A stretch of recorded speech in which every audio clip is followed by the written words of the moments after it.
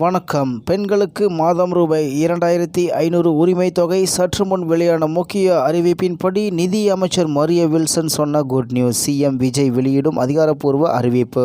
தமிழகத்தில் அனைத்து குடும்ப தலைவிகளுக்கும் மாதம் ரூபாய் 2500 வழங்கப்படும் என தேர்தல் வாக்குறுதியில் அறிவிக்கப்பட்ட திட்டம் எப்போது நடைமுறைக்கு வரும் என்ற எதிர்பார்ப்பு நீண்ட நாட்களாக இருந்து வந்தது.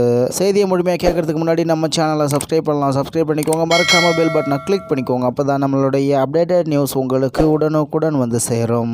இந்த நிலையில் திட்டம் தொடங்கும் தேதி குறித்து முதலமைச்சர் விஜய் விரைவில் அதிகாரப்பூர்வ அறிவிப்பு வெளியிடுவார் என்று நிதி அமைச்சர் மரிய வில்சன் தெரிவித்துள்ளார். கடந்த ஆட்சியில் தகுதியுள்ள பெண்களுக்கு மாதந்தோறும் ரூபாய் 1000 வழங்கப்பட்டு வந்தது. பின்னர் ஆட்சிக்கு வந்த தவேகா அனைத்து குடும்ப தலைவிகளுக்கும் மகளிர் உரிமை தொகை ரூபாய் 2500 உயர்த்தி வழங்கப்படும் என்று தனது தேர்தல் அறிக்கையில் உறுதி அளித்திருந்தது.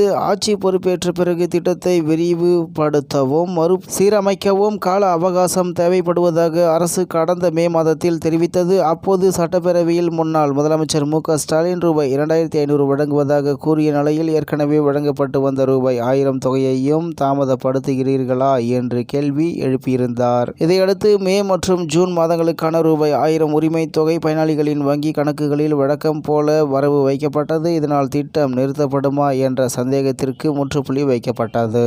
மேலும் அமைச்சர் வெளியிட்ட புதிய தகவல். அண்மையில் தமிழகத்தின் நிதி நிலை குறித்த வெள்ளை அறிக்கையை வெளியிட்டிருந்த நிதி அமைச்சர் மரிய வில்சன் இன்று சென்னையில் செய்தியாளர்களை சந்தித்தார். அப்போது ரூபாய் 2500 உரிமை தொகை திட்டம் குறித்து கேட்கப்பட்ட கேள்விக்கு பதிலளித்த அவர் திட்டத்தை தொடங்கும் தேதி குறித்து முதலமைச்சர் விஜய் வரும் நாட்களில் அதிகாரப்பூர்வமாக அறிவிப்பார் என்று தெரிவித்தார். இந்த அறிவிப்பு வெளியாகியுள்ள நிலையில் திட்டம் எப்போது அமலுக்கு வரும் என்ற எதிர்பார்ப்பு பெண்கள் மத்தியில் மீண்டும் அதிகரித்துள்ளது. மேலும் சமூக வலைதளங்களிலும் இது தொடர்பான விவாதங்கள் தீவிரமாக நடைபெற்று வருகின்றன என்று தகவல் வெளியாகி உள்ளது என்பது குறிப்பிடத்தக்கது.